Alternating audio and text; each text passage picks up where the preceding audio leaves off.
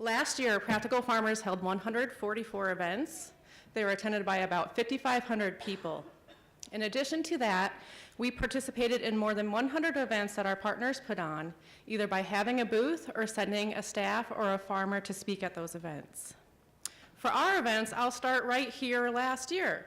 The Singing Warbler represents John Kemp, who was our keynote last year. 936 of you attended that conference with us, and we thank you for that. And there was quite a mixed reaction to our keynote. Darren Enderton in the middle, a lot of you felt like he did. He said, very impressive results, encouraging that we can grow crops and still build soil. Seems very knowledgeable, and I'm inspired by the different directions that he presented. However, a lot of you felt quite like David Schmidt, who's pictured on the right. He said, very engaging speaker, but short on specifics, good salesman. So it was interesting to have somebody who created all these changes. We had a lot of sessions at this conference, and a lot of you plan to make changes as a result. One example, Dennis Grelk, as a result, planned to take the next step to getting his eggs to market, add more pollinator support to his farm, and consider adding sheep. Also last year, the Nimrod family was presented the Farmland Owner Award for selling their farmland at a fair price to a local family. And in addition, Dan and Lorna Wilson received the Sustainable Agriculture Award, and I won't tell you why, because when Dan does his keynote, you'll figure it out. Oops. We held 15 Farminars last year. To date, we've had 128 Farminars that have been viewed by more than 50,000 people, which is a pretty impressive number. The Farminars are about all kinds of topics. This one pictured here, just for an example, Susan Utes and Glenn Ellsburn did a Farminar on seed starting techniques. As a result, several people plan to use soil blocks, which I'm sure Susan is really happy to hear. One person decided they're just not going to do transplant at all, which is a result, even if it means buying from somebody else. And somebody wanted to make a germination chamber based on Susan's plans.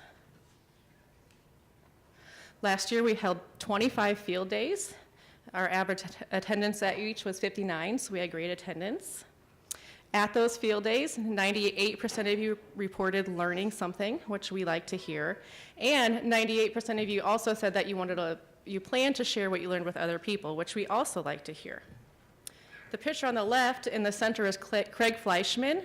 After he went to Billy Salmon's and George Naylor's field day on roller crimping, he was considering changing ridge till, herbicide stewardship, strip cropping, small grains, using a marketing service, increasing his cover crops, and increasing his local food purchases. He had already changed from previous field days his niche marketing, reducing his inputs, starting on cover crops, and buying food from local sources. We were able to visit the Flemings farm in the summer and honor them with the Farmer Owner Award at their beautiful farm near Carlisle. They received this award for providing affordable land access to beginning farmers. One pictured in the middle is Aaron White, who grazes on the Fleming land. And on the right is Alex Congera and his family, who raise vegetables there. The Flemings also donated an easement to the city of Carlisle for a bike trail and are restoring part of their farm to Prairie and Savannah. Last year, we had a busy cooperators or on-farm research program. We had 76 farmers participate in 109 different projects. These are spread across the state, as you can see here. And this program has been part of PFI since its beginning, and it's to help farmers answer the questions they have on their farms. Last December, they came together to talk about the results from last year and set plans for next year. And Carmen Black and Nathan, who must have become friends because they're sitting together over there, were the keynotes at that conference, and they're pictured there. They were presenting a new perspective of somebody coming in and being fairly new to the program. During his keynote, Nathan said, "I'm curious what our farm would look like without PFI's influence. Who would we know? How would we learn? And how would our learning networks influence us? I don't want to farm in a state without peers who believe there is a better process or method, that what we do now can't be changed and improved for the better. I don't want to live in a state that doesn't have an organization dedicated to supporting and encouraging farmers in their curiosity." I think that was very well said, Nathan.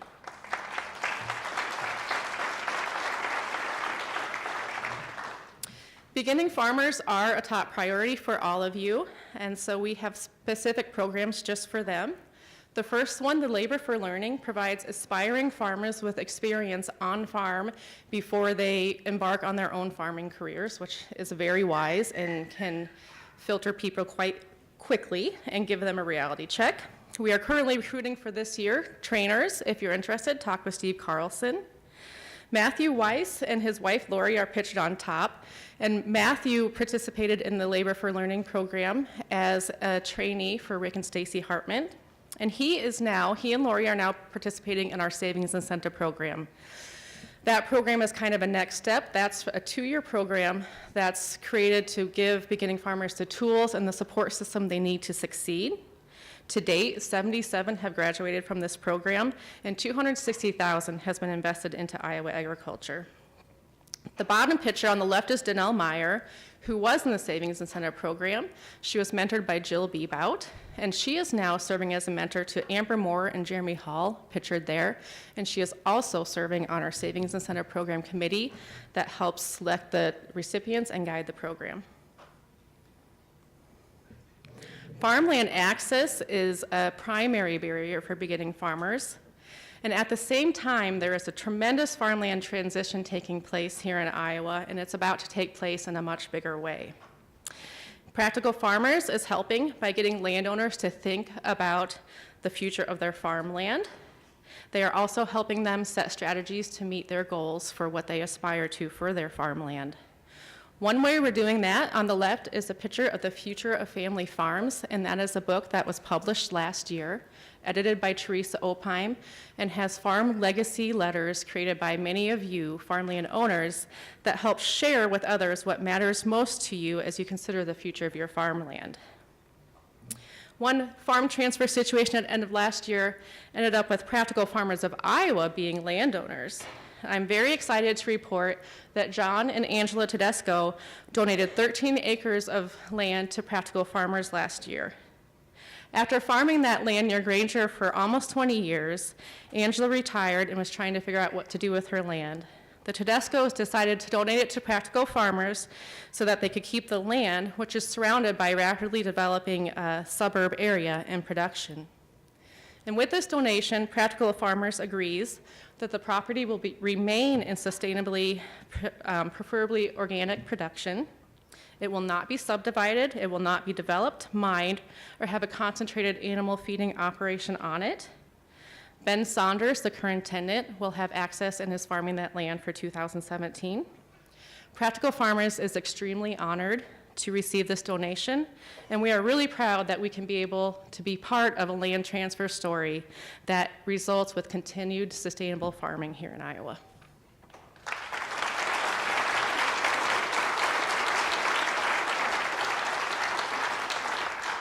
Securing media is one of the guiding principles of Practical Farmers, and this is because we believe very strongly that farmers and farmer advocates' voices need to be present in informing the conversations happening about Iowa agriculture. And we work really hard to do this in all the ways listed here. We're always looking for more people to feature, so you can contact any of us staff if you're interested. We started a really exciting video series at the end of last year called Rotationally Raised, and Earl Canfield, pictured here, is just one of many farmers who is sharing their small grains production knowledge with others, and this is such precious information that we really need to share if we want to revive small grains here in Iowa. Now, I showed you a few pictures through those slides, but I'm excited to say that we have more than 400 leaders. We're not done counting. This takes an insane amount of time to count, so I stopped after we got to 400, and we'll finish after the conference. And this is not duplicates, because we have a lot of people who do multiple things for us, but this is individuals.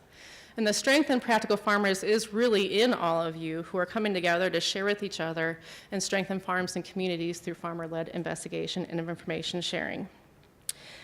Jill Bebout, who's here with her alpaca Percy, last year alone, she spoke at our annual conference. She was a farmer cooperator. She was featured in the news.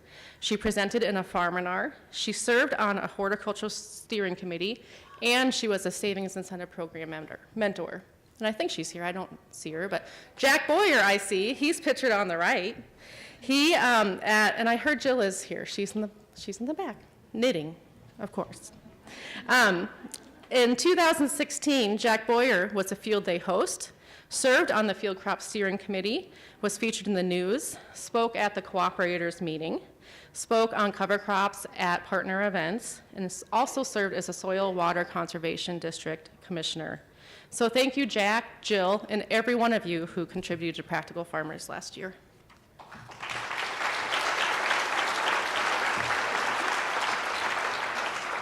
Now, that is an awful lot of activity, but why do we do this? We have 3 main goals that are outlined in our strategic plan. The first one is Practical Farmers builds community in Iowa and beyond.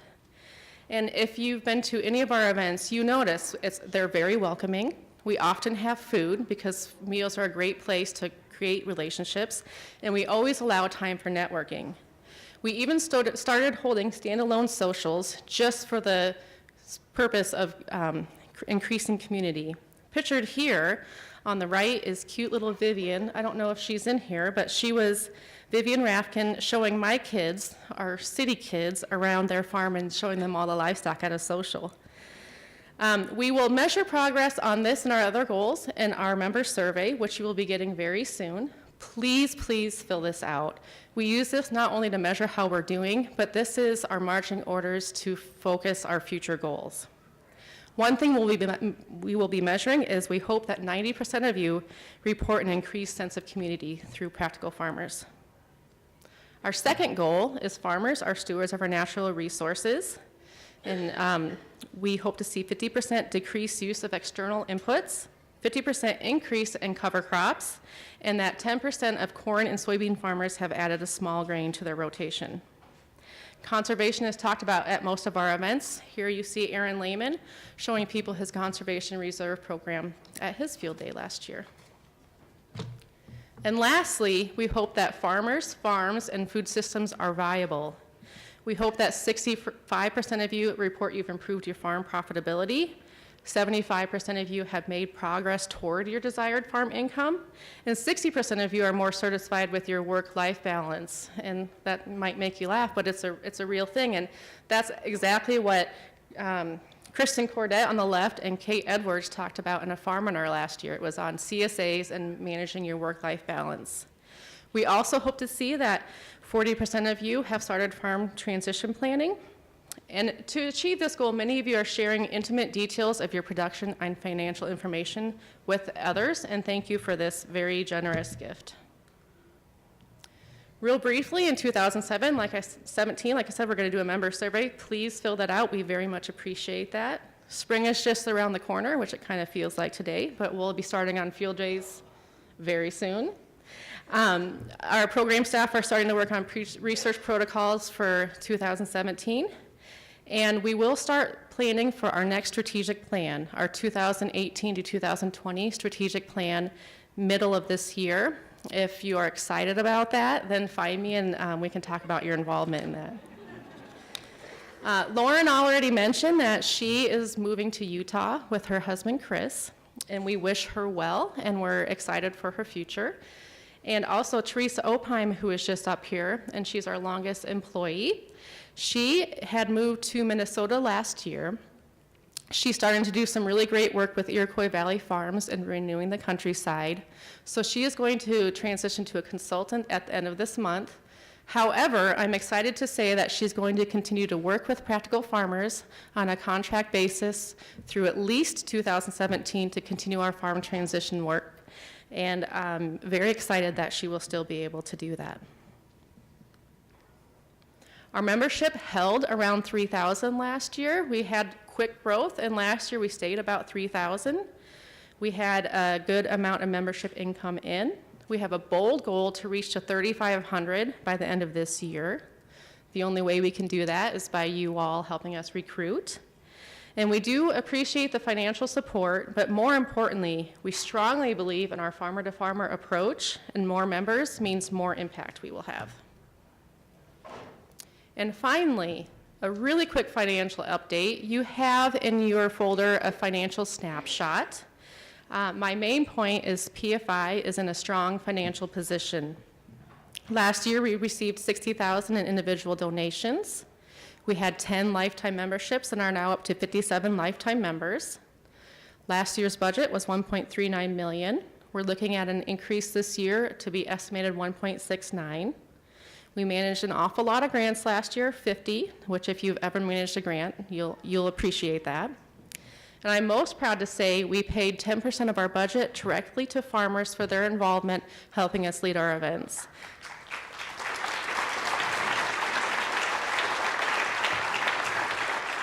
And that does not account for an additional $8-ish thousand, it says in your program, I'm not sure, that we paid to you for your food purchases.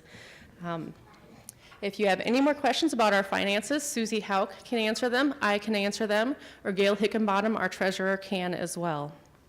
Thank you very much for listening, and I will turn it back over to Mark.